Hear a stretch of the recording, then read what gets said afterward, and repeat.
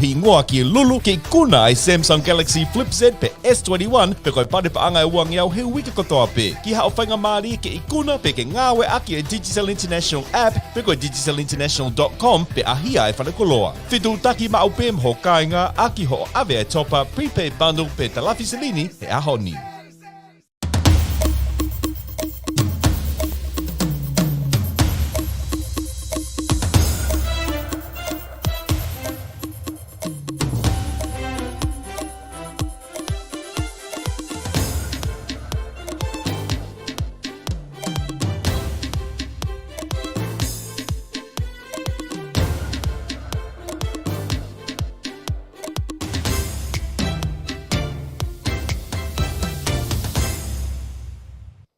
Malo lau mari ho eiki mo le lei ai sola Tonga mo e vulanko toa ta tala leki mo tolu ki e tau ngahi o ngongo pe mo mo Letiō mo Televīsone Pasifika ki he pongpongini a koe aho tupule lulu foki eni ko nongo fulu maa fitu o maa sini wafe maa hua ua. Pe ok ai mai whakatu me ria ma manaki le lei e polokalamani te tau koloski Tonga i loto pe i he miniti e uanima me i heni ki e whakataha makehe e putu ngāwe mo ui koe o Tonga me i Nuku alofa ke wātua e whakamui mui taha whikau aki mo tu unga koe o kui ai COVID tā hiva i hotau ki whanua tupuanga koe ki Tonga. Tui pe lau maari le lei pe hou eiki mo le lei ai Tonga katoa pe, māloho mo mea mai pe mālo e tau whiao mo whilongo aki ngalu ea o e Letiō mo Televīsone Pasifika ki he pongpongini ko au surieni o ku whakao a. Te tau kamata pe me he tau ngahi o ngongo whalot whanua pe hiri koia klosi atu ki he tau ngahi o ngongo koia me i māmani mo tuopuri anga pe hiri koia hoko atu lewa ki he whamatala ea ki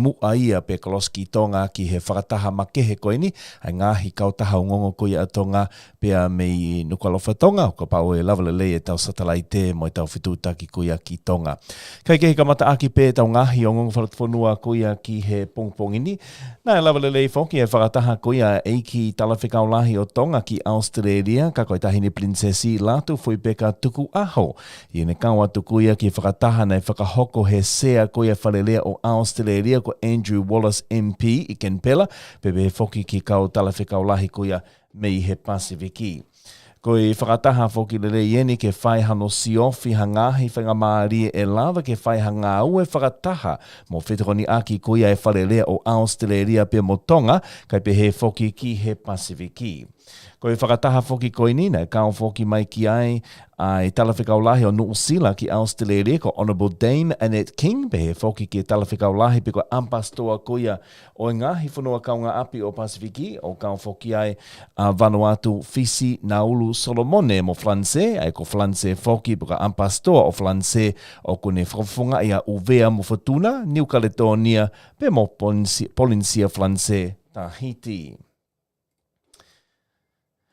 Nai anga ofa mai foki he tale ki tā pule mo kau me mipa o e puate koe o e Sanatam Durham Queenslandi e paanga Australia e wafe koe mea ofa foki ene ki ma e mua ngā ue hei eiki tale whikau lahi pe o kui loa foko e whakaliku Tonga Relief Fund. Nai fuaki mai eni lo Tonga he whakataha makehe e kau taha koini ai o kuna o whafonga i a Community India Fisi o Brisbane Queenslandi ki e tokoni Palestini koe o komiti e pili tauhala o Queenslandi ka koe komiti foki a Brisbane Tonga Community Incorporated, ko whaiwhikau Reverend Suri Helu pe he whoki e sekretari le hua wha o ne vai mo i tauhi paanga ko Melenga Wamo i he apina fuanga koia o i Palestini koia o nau kautaha. Ko e kautaha ni whoki ko laka hake i he tau ungo fulu maa nima e nau whaiwhatongia i Brisbane Queenslandi pe o nau lolotonga langaha senta maho nau community i Logan Central whi unga ia mo e toko no ngau tupu e hao mai ki he holo ka koe senta wha o koe ni. I he lea talitali ko ia ai Palestini ko ia na ne pehe na ongo i foki he kainga fisiko toa pe ai whakatamaki whakanatula ne hoko i fisi aho taha nima koe o Sanuari pe ko whakaamu foki ke hoko ai ofa koe ni ko tokoni ki kakai o Tonga ne we sia ho nau ngahi apino fuanga i pe au kula mo i vela ko ia e hunga Tonga hunga hapai. Nei tātuku aki aki o au whaikawa whakafisi ke whakakato foki ai polokalama whaki ofa koe a Sanatam Durham o Queenslandi i he pō ane pō. Nai lava le lei foki hono malanga I he aho e kau kulisi tutuko kulisi Queensalo te he tokanaki kuia wike ko o si he api siansi whakatātaha kakai Tonga no usila mo Australia I Ipswich ko e tangata eiki whaiwhekau pe vāhenga hepisi pā kuia foki nani whakahoko ai malanga o e aho. Nai lava lei foki mo whiri la kanga koia ki komiti fo o I he hoko atu koia ngā we ki he tau fo ko Palestini ko teke mapa tākai. Toko niko Christina Fihaki, sekretari ko Suria Kailahi Whangataa. Toko niko Emma Feao, tauhi paanga ko Supiesi Hako Hako. Toko niko Amelia Tuita, pe nei loto le lei pe foki ai whakataha ai ko Ristutuko Queensalo te ko whiri la kanga koe ni, pe lele ai pe ia ke tau te au e api a koko ia whaka amanaki whakahoko I he tau wafe mauaono. Ko e tahine pataloni, ko e tahine talawhikaulahi koia ki Australia ko lato foi peka mata aho tuku aho, ka ko e tahine koia o I kolisi tutuku Queensalo te.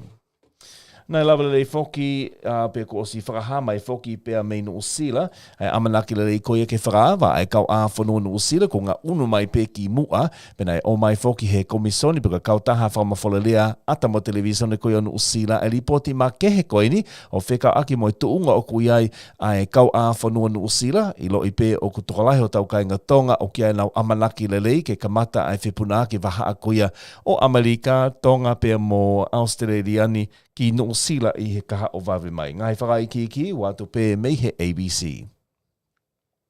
We love you guys, absolutely. The only time there's a little bit of niggle is when it's on the cricket pitch or the rugby field. But as of 11:59 p.m. on the 12th of April, so in essence the 13th of April, we will welcome you back with open arms and open wallets, and we'd love to see you here. It's in time for the ski season. You guys love to ski. We know that. Queenstown does really well out of you. So, you know, it's hard to know numbers at this point in time, but I think we have a pretty sound value proposition. We get on really well. There's a lot of things over here that Aussies love to do, and of course there's a whole lot of you guys are friends and family. In fact, I've contacted my great mate Craig Laundy and said that I will buy him a fantastic bottle of nice Hawke's Bay Red as soon as those borders open if he gets over here. So there's a big campaign about to kick off in Australia to convince you guys to, to come over here for the ski season and visit the wineries and the restaurants and the bars and your mates and your families and your friends. So, we will be doing our best to lure you over here. But mind you, there's going to be a hell of a lot of Kiwis that go to Australia as well, because like you guys, we have a lot of friends and family in Australia as well. Ko li poti koia mei he kautaha whamawhola ata mo Televīsone koia Australia, peko ABC pea mei sene. Taimita tau pe ko hanga foki he Palestini koini o Amerika me he mala e koi o mamani lahi o whakahoko ai ne ngahi whakaanga whewheka o whikau aki mo Vladimir Putin Palestini koini o Lucia I he funga koia hono o hofi ta e whakalao koia I Lucia ia a Ukraine. Ake eni ui foki a Vladimir Putin he Palestini Amerika koi war criminal pe ko tokataha whaihia I he funga koia o e tau pe ko kau foki eni I he fuafua whakaanga whewheka taha mei he Palestini koine o Amerika. Nai tāre mai foki he poto ngāwe ki muri koia o Lucia ake nau pehe o kui kai peke nau malawa I Lucia o whakamole molei ai whakaanga pehe ni pe ko lau koini a Amerika ki he Palestini koe ho nau whanua a Lucia. Taim te tau pe ko hanga foki e he Kremlin pe ko e wharelea koine o Lucia o tau ka vei foki mo tau ka poi foki e nau ngāwe o kuwhai I he whakahoko koia ai o hofi o Ukraine. Nai whakaha mai foki pea mei he tokoni pūle kolo pe ko e deputy mayor koia o Mariupol ai koe taha ene ngahi kolo lalahi I Ukraine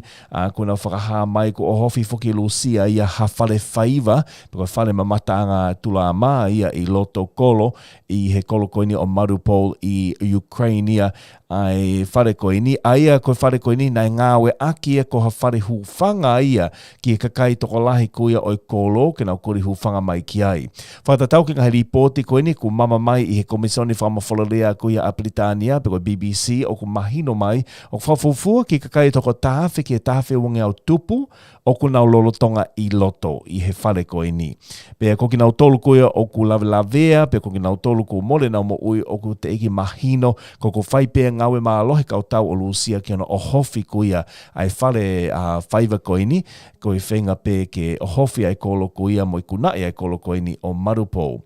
Nai whakaha mai foki ko Mariupol ko kolo ia I he whakatonga kuia o Ukraine ai ko o stakai I foki he kautau koini o Lucia whawhofua ki he kakai e toko tolu kilo tupu I he kolo koini o kui kaike nao malawa o mauha vaino pe foki uhila pe koe kasa pe o kulawe I pe koe tai momoko foki ane hona o whanua. Koe kau mahaki pe he foki kau ngau e whare mahaki toko whange au tupu o kuna I loto foki I ha whare mahaki I he kolo koini e taha I Ukraine a whatatau foki ki mea koini ai eiki pare mea koia o Ukraine pe koe I kai koia pe ka ko si hanga foki ia o kore, toi whakahoko mai eni ai whakatangi ka koe kore foki ai Palestini koni Ukraine ko Zelensky ia ai ne kore foki ki o no-fly zone pe ko ne whakaamu foki ke ta ofi au pito ia a ngahi whipuna ka whakapuna ia ai laula puna Rusia ia I o lunga foki he vava ko ia pe koe whungalangi o Ukraine I he lolotongani. Taimi te tau pe ko whakapapau I mai foki he komesoni whamawhalalea koe ata mo televisione koe o Britania pe koe BBC a ngai whakaiki koe ni whawhafua ki misaile e hiwangi au walu noa ko si punakaki foki e Lucia ia I he nao whenga o hofi koe ni o Ukraine kai ko ia pe kau kua o si mahino mai foki ko tuku pā e he Palestini o Lucia a Vladimir Putin ai pe seti e fitu nima o kotoa o iwi whaka kautau koe ni o Lucia whakata fitu kotoa ia ki Ukraine I he lolotongani niongo pe ko si puke foki he kau Ukraine ai ni ihi koe ni o kau sotia Lucia I loto pe Ukraine. Be kone ihi kone o si puke, ko si whakaha foki he televisione ko Ukraine, ai nau tuko lolo kakato pe ki Ukraine, mo I nau tai loto, ke nau kau mai I he tau koini, ka koe tutuni foki ai Palestini ko ia o Lucia. Taimi te tau pe, o ku ke hoko atu ai ngā ue mai ai kau tau tahi o Lucia, I he taimini I he feitu Odessa, pe o ku whakatu utu foki ki he lahi koe ngai waka koini, o ngai manu au koe ai pureanga Lucia ia, I he tahi uri koe Black Sea ta whake whakatoke lau koe tahi koe ni kai tau te fito I waha koe o kolo koe na tau lawe ki ai anenai a Mariupol ko Mariupol fokia o stakai I fokia o keike toi malawa foki he kautau koe ni o Ukraine o maluia Mariupol o ku hangi ko Mariupol e wawini mai pe ene tō o tō pe ki he kausotia koe ni o Lucia I he toke lau koe o Ukraine koe kautau koe ni o Lucia o ku nau ke ngā unu maamaria mai pe ki he kolomua ki Kyiv kau ku hanga foki he kau sotia o Ukraine o whakawhi ātungi ai whenga koe ni e kau tau koe ni o Lucia ia pe mo nau malu I whewheka a he kolomu o koe Ukraine a Kyiv. O ku kei hoko atu pe foki ai whepotala noa aki a Amerika pe mo ngahi puri anga hao o e wesi te ia o whekau aki mo e sistemi malu I koia o Ukraine mo ngahi whaunga ia e malawa ke nau tokoni mai ki ai taimi te tau pe o kolotonga a ahi foki ai minista ki he malu I whanua koia o Amerika pe ko e secretary o US Defense ko Lloyd Austin o kolotonga a hia a Slovakia pe mo Bulgaria I he lotongani I kai koia pe I ngahi ongo ke he foki nei lavalere foki hono a hia ai Kyiv pe mo e Palestini koe ni o Ukraine Zelensky e he kau pale mia o ngai whanua kau ngā api I ulope kau foki ai pale mia o Czech Republic pe ko Czechia pe foki ki he pale mia o Polani pe mo pale mia koe o Slovakia. Whatatau ki ngahi o ngongo koea ko mama mai me maamani nei kei ngofua ke nau whalau whakapuna ai kau pale mia koe ni te lia na hanga nau tolu o whakatupu ita mo whakatupu mo veu ki Palestini o Lucia ki nau iko pe nau mea mai ki he kolomua ki Kyiv I hale lue niongo pe ai ngahi whakatokanga me I he UN ia o kei ke hao mo malu ai nau whewhanonga aki ke loto Ukraine lo tonga koe ni tau whakawha purianga koe ni I waha a koea o Lucia pe mo Ukraine ka I he taimi te tau pe ko loto whokena o kau pare mia koe ni o Polani, Slovakia pe mo Czech Republic ke whakaha ke Palestini mo pare mia koe o Ukraine mo purianga mo kakai koe o whanua e nau tuu whakataha mo tuu kaukaua whakataha mo kakai o Ukraine I whunga koe ni o whakatamaki koe nai hoko pe kone tu he taimini ia o ku kei whai pe a ngahi wakai koe a ngahi purianga hao o Europe pe ko haha toi me e te nau malawa o whai. Taimi te tau pe ko ripoti mai foki ko whakata foki he pureanga koe o Amerika ai ngahi mahafu. Ai ngahi mahafu ke ngāwe aki e Ukraine whawhofua hona mahu I ngā ki he paanga Amerika e taha piliona pe koe pauni Britania e fitungi au no wha miliona. I kai ko ia pe ko ku kau foki ki heni ai ngahi security assistant po te koni whakamalu ia whiunga mo paanga Amerika e valungi au miliona pe he foki ki he toi paanga e wangi au miliona tupu ko tuko pā mai foki i wike ko si mei he purianga Amerika ko te koni fokia ki Ukraine i he funga kuia o i whakatamaki o Tonga hoko pe mo e tau ko ini i he waha kuia o ongo whanua. I he ngahi ongo ke he pēpea mei māmani i he taimini, o ku Tonga whalau wakapuna i he taimini, a e taha foki o e kakaina e puke whakamalohi, e he purianga koini o e purianga pe ko Republika Whakamoslemi koini o Aileni, pe ko Pēsia, a e whiwhine Peritania, ka ko passporti ua kuia ko Nazanin Zaghari Ratcliffe. Ko whiwhine koini o sitseni ua, sitseni Peritania mo sitseni Pēsia. O ku tālu pēne tu uta tau e ono koini he ko hili ki Peritania, ki Pēsia ka taki mono puke fokia e he kau mawhai koia o Pēsia, o whakahuia makatuunga i ngai tuku aki i tokua, nai whenga foki he whiwhine koini ke tali te kei, mo teke i ki tua foki, ai purianga whaka islami koini o Pēsia. Kono hoa ia o kukei Peritania, pena ni whakahoko foki ngai whakatangi ki he purianga Peritania, pe he foki he purianga kuia o Pēsia ia. Hawhaunga ia e malawa ke tukuangi mai a hono mari, ke le si foki mai pē ki Peritania, pe i kai kuia pē, ke na hanga o whakawhepaki i whewheka ngai tukuaki koeni ai purianga o Pēsia ia o whekau aki, pe moi whenga koeni ai whiwhine koeni, ke ne hanga o teke i tua ai purianga kuia o Pēsia. Taimi te tau pēna o foki hiri ene e tau e ono ene ngawe pōpula i he taha o ngai Televīsone Kovitaha i he whonua ko Evan Prison, nai whakaha mai foki e he purianga koeni o Peritania ane pōko whakafoki ai passporti Peritania ki whiwhine koeni, pe ena ne teo ki heka whakapuna whiunga mai hoa e ono,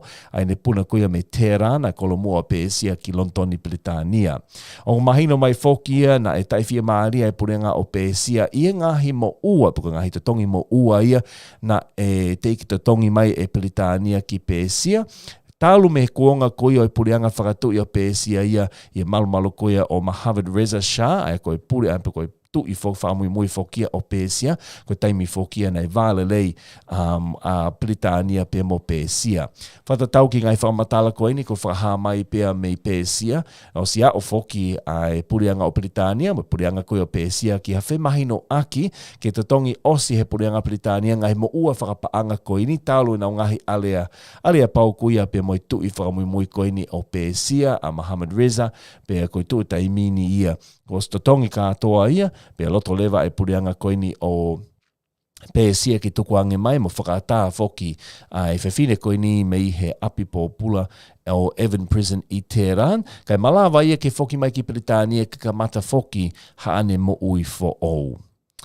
O ku taimi te tau pē o Tonga i Saute Alepea ai paremia koeni o Peritania a Boris Johnson, ai nane uluaki a hia foki ai purianga whakatataha koe no Alepea, peko United Arab Emirates o whakahoko ai e ne whakataha pea moi tu i koe whanua a Bin Yazid, pe o si lava lei fokia o whikau aki pe moi mea koe ne o hoko i Ukraine pe mo Lucia, koe wakai foki, na iai pe ngai whanua kehe o maamani e malawa ke mao mai me ai lolo pe moi bensini koe ni ai purianga o Peritania, ke oua na whangatangata, ai konga lahe o i maketi hono mao mai kuia pea me Lucia, lawe i peko Lucia koe taha fokia ai mao nga lolo lahi taha ki WCT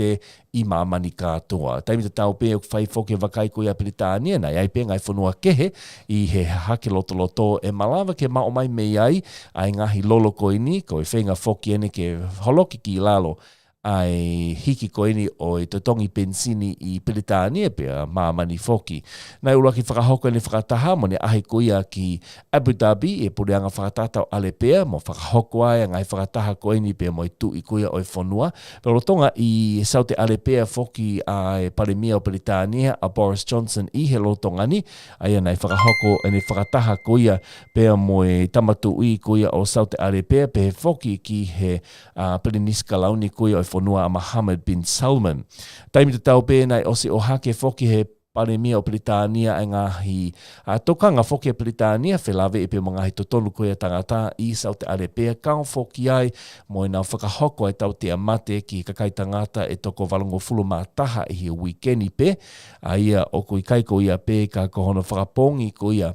e he puri ao sa te arepea ai tangata whaiongongo kuia me Washington Post a Amerika ko Jamal Khashoggi i e ta uafe ma tahavalu pe o ku kei whai pe ngahi wakai ki ai mga e whepotala noa aki i ngai tu unga whakadiplometika kuia ai ongo whonua pe te tau siu atu whoki mea kuia ko hoko ki ai. Taimita tau pe, ko whapapau i mai whoki i he ngahi ongon koia me Europe, ko si tamate i whoki, o si mate whoki i Ukraine, ai seniale ma o lunga hono wha o Lucia, nau i Ukraine, whakatau whokiene ki mea e Palestini koni Ukraine a Zelensky,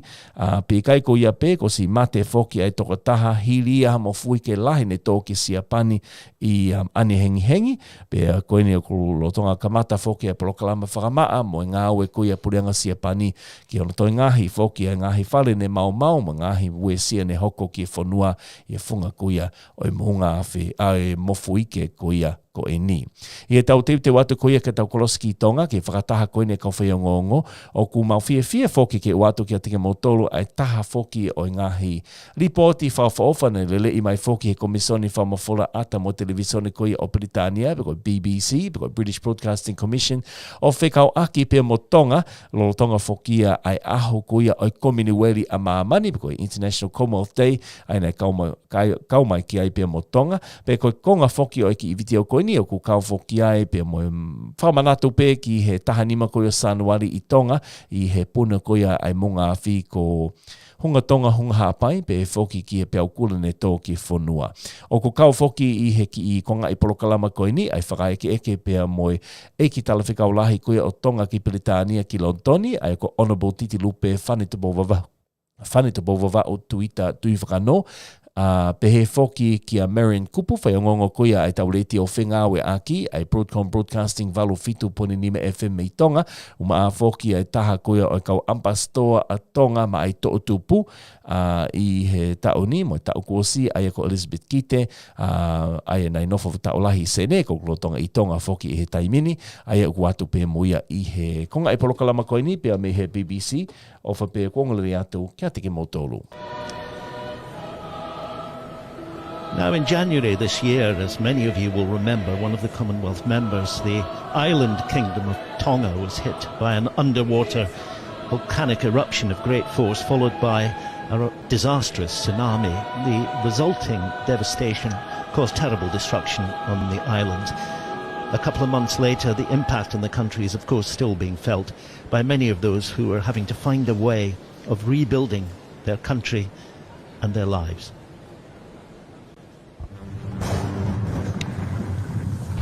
The day the volcano erupted, I remember clearly because I had gone out, I met some friends, ran some errands, and then I came back home to my mum. I was doing our own normal Saturday evening with the family, and then around after 5 o'clock in the evening, when we first heard the first explosion, our ears were ringing. None of us knew what it was. My first initial thought was it was actually the army. I couldn't show that I was scared because I didn't want the rest of my family members to be scared. We were just grabbing whatever we can grab at the time and just get into the car and started driving away from home. It was just the weirdest thing to see such a usual vibrant country just completely blacked out. I remember looking out the window because I was like, do I know anyone? Can I see anyone I know? Because honestly, in my mind, I was like, I don't know if I'll see them again. After the eruption, we were sitting there, we heard a sound. We're like, what is this? Until we realized it was a plane. And we all just looked at each other, we're like, there's a plane. We'd never been happier to see a plane. And when we looked out, you know, we knew it was a military plane. So we knew, like, our country wasn't alone. The first 2 planes that landed at our airports was from our Commonwealth family. It gave us a sense of hope. We felt we weren't alone during this disaster. We knew that the rest of the world was with us at the time.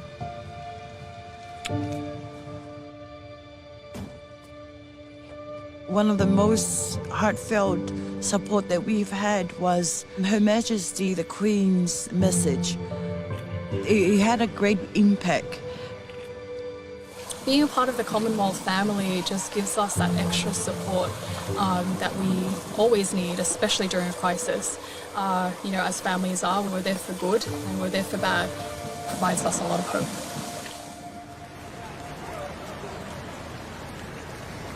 It provides us with a lot of hope. Elizabeth Kite there with her thoughts on the Commonwealth at the end of the film. And Elizabeth, who, by the way, was named after Her Majesty the Queen, is here in the Abbey today as she is a guest speaker. Also here is the Tongan High Commissioner to the UK, Titi Lupe Whanetupo Vava'o Tuvivakano.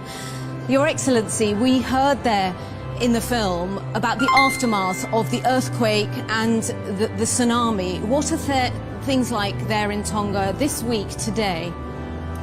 Thank you, and we're still very much in the recovery phase at the moment, following the triple disaster, which was the underwater volcanic eruption, the tsunami, and also the COVID outbreak right now, which cost us about 18% of our annual GDP. But we're so grateful for the international humanitarian assistance that was provided to us by the Commonwealth family members, namely the United Kingdom, Australia, New Zealand, India and Fiji. And furthermore, I think it really demonstrates Commonwealth solidarity, so we're grateful for that. And on Commonwealth Day, especially in a Platinum Jubilee year for Her Majesty the Queen, you are here with a very special connection to Her Majesty through your great-grandmother. Yes, we're very proud to be a member of the Commonwealth family of nations, and especially now, while we celebrate the Platinum Jubilee of Her Majesty Queen Elizabeth II.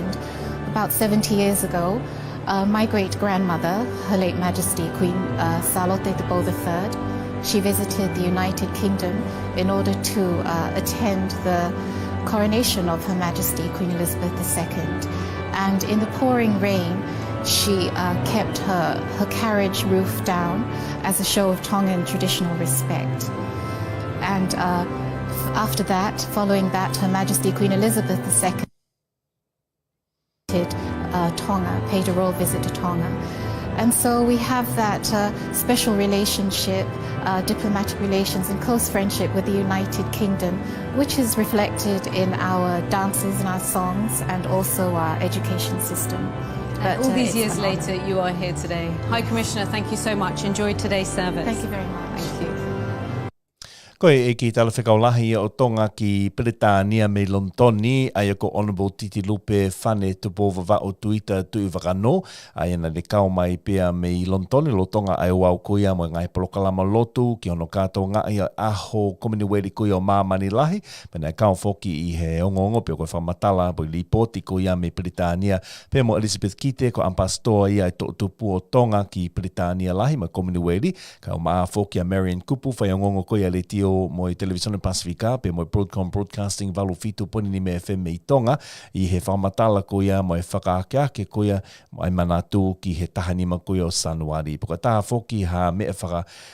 mea maari mo whakamawhana i he ripoti kuia, hono kei manatua foki he kakai o Britania, ai ha ele kuia o Queen Charlotte Tupou ai a koe la a kunga whanua Queen Charlotte Tupou ki Britania, ki hiri whakalauni kuia o i Queenie o o Commonwealth ka ko Queen foki o Britania ko Queen Elizabeth honua. Ai nei whakahoko fokia i Britania i Lontoni he Westminster Abbey i he tautahiva ni matolu. Ko toki whapapa i mai mei Tonga ko to loi foki a whakataha koini e potungāue mo ui ki apongpongi ai whakataha koini a kau whaiongongo na amanaki whakahoko ia pea mei he whare whapurianga kuio sa ngoto siaonsi me loto nuku alofa ko whakaha mai ko to loi ki aho apongpongi na amanaki whakahoko e whakataha koini i he Zoom ko uhi ko whenga foki a potungāue mo ui mo purianga o Tonga ke whakatoko si i kuia kau whaiongongo mo ki nau tolu kuia o kunau i loto pe i he loki whakataha anga i he taimpe e taha ka koini ko toloi foki ni ki apongpongi. Ka tau hoko atu le vaini ki he tau whamatala ea. Pea ko e whamatala ea ini ulua ki ko hanga foki he ofisi whakaimatangi kuia Tonga o mai ai ki whanongonongo koini e ua. Ulua ki whanongonongo ko e tapa ia ai uhila o kuongo mai mo ulu kuia mana ka koe ngahi nau ai pe ia mo elemeni te alotaa maki uha kuia o kune kei taka holo pe i he potutahi kuia oi otu Tonga. Ko alotaa maki uha koini o ku taka ofi holo pe potutahi o Tonga tapu e ua kai pehe foki ki otu mua mua. I kai kuia peka kua hanga foki o whakaha mai mei he ofisi whakaimatangi ko e Tonga whanongonongo o kui kai hape au kula. Ko ha mofui ke lahine hoko i Siapani feituko Honshu i Siapani whawhofua ke taimi tolu fitu hengo e ahoni. Aia nei whiunga hono malohi mo fitu poini tolu. Pea ko hono lolo tōna i kilomita e tolu i Kristahi. Kai kehe mei he analaiso koia ko whai, mai whale i koia me waa koia Pacific Tsunami Warning Center i Honolulu, Hawaii, o kui kai ke e ai ha ane wesia mai ki Tonga, whatatau ki whamatala koeni, ai ofisi wakaimatangi koia ai Purianga Tonga. Ka koeni o ku tau maoeni ai whamatala koeni, ai koi whamatala eni me senta, whamatala ea Tonga i fua motu, ai hono tukuange mai i he taimi ono pongpong kuia a Tonga ahoni, tōpuri lulu kona taha fitu o maasi wāwhe māua.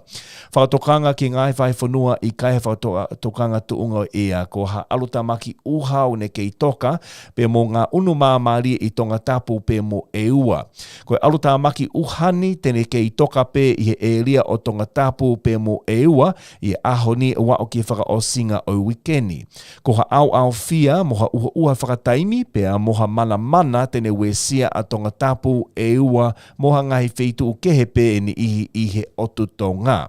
Whamatala ea ki tu apo a pō i ki he otu Tonga ki Tonga tapu pe mo e ua. Angi iki ke māmalohi e matangi me i he tokelau hahake pe malawa ke whiange aki pe malu hangahi taimi. Lahi ke au fia pe iai moha uha tu moto whakataimi pe malawa ke lolo lahi moha mana. Ki wawau haapai pe moiongo ni ua angi iki e matangi me he tokelau hahake pe malawa ke whiange aki pe malu hangahi taimi. Au fia e langi hangahi taimi pe iai pe foki moha uha tu moto e toto holo. Tūki e whalai te ki hāpai Tonga tapu pe mo eua hangi iki ke māmalohi matangi me tokelau hihifo au fia e langi pe moha uha whakataimi pe malawa ke lolo lahi mo mana. Ki onga ni ua mo vavao angi iki ke māmalohi matangi me tokelau lahi pe ke au fia moha uha tu moto ki he uha toto holo. Ko e fua koe mawhana ki Nuku alofa, maolunga taha ki ahoni te kli celsiasi e ua hiva, pe koe maola lo taha ki e pōni koe te kli celsiasi koia e ua tolu. Aia koe tunga fokia ai tau ea i Tonga ki ahoni, ka tau wakai atu eni ki tau whamatara ea kuia ki Australia ni, ai koe ea koe ni i Australia i he pongpongini, ko sene i e tekli e taha ono poini ono i he taimini, aia koe tuu fokia ea i sene he taimini, kai kaki e ke tekli celsiasi ua fitu au fia mo malu. Ko mele poani tekli e wanoa poini hiva, aia koe lahi taha koe tekli e ua hiva ki ahoni, aia e uha toto holo. Ki Brisbane tekli e ua tolu poini tolu, ka ea o fokia ki tikli e tolu noa fokia ahoni, pea e uha tu moto. Perth i Australia hifo, tikli e tahauna poini taha, ka ko ea o fokia e fo mawhana ki tikli e tolu ua, la a pe alomaria na tula, ki atalai te tikli e taha hiva poini fitu, ka ea o pe ia ki tikli celsiasi e ua hiva, la a pe alomaria na tula. Ki Hobart i Tasmania, tonga tikli e taha hiva poini nima, ka ea o fe e malohi ki tikli ua fitu, afu apita ahoni, pea kamata ke ua i hoa e whiawhi. Ke kolomua ke ken pelo tonga tikri e tāwhitu poini hiwa, kai a o ia ke tikri e wanima, pe kamakamata ke ua foki e hoa e whiawhi, whakaosi ki tā wini, e Australia toke lau tikri e wanima poini valu, i he taimini, ka e kaki e ke tikri sausiasi e tolu, e ua tu moto kuia i he ahoni. Kai ke ko lava ka kato ia e tau ngahi ongongo kuia me i loki ongongo a Letiō mai Televīsone Pasifika ki he pongpongini a ho tupuli lulu kona taha fitu kuia o maasi wafe maua o whabena o lele atu ki a tike mautolo mo mea mai me apina hange koe ko se whakahoko mai me i Tonga koe whakataha koe ni pea mo e kautaha ongongo koe a Tonga pe mo e ofisi koe a eki pale mia pe koe potungau mo ui a Tonga ko toloia ki a pongpongi. Ko toloia ke apongpongi lawe i pe o ku kei whakotua whoki a eki pale mea Tonga a siausi savaleni hokava me liku i he COVID tāhiwa pe o ku iai mo e tala no me i Tonga o toi whakotua mo e toko tolu kehe me kapeneti i he COVID tāhiwa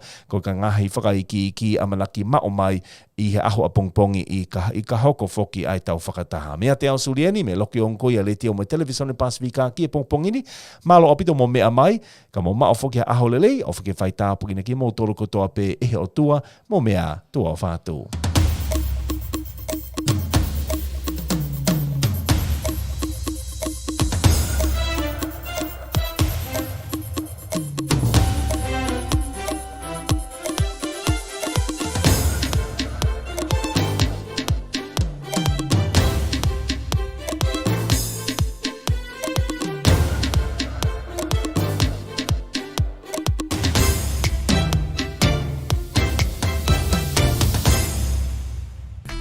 I kuna lahi he whakotu ako koe ni pe moe Digicel International. Awe ai topa pangai wanoa, prepaid bundle pe koe talafiselini ki ho family pe e huhohi ngoa ki lulu ki kuna ai Samsung Galaxy Flip Z pe S21 pe koe pare pa angai uang iau he wika kotoa pe. Ki hao whainga maari ke i kuna pe ke ngāwe aki e Digicel International app pe koe digicelinternational.com pe ahia e whanakoloa. Whitu taki mau pe mho kāinga aki ho awe ai topa prepaid bundle pe talafiselini he ahoni.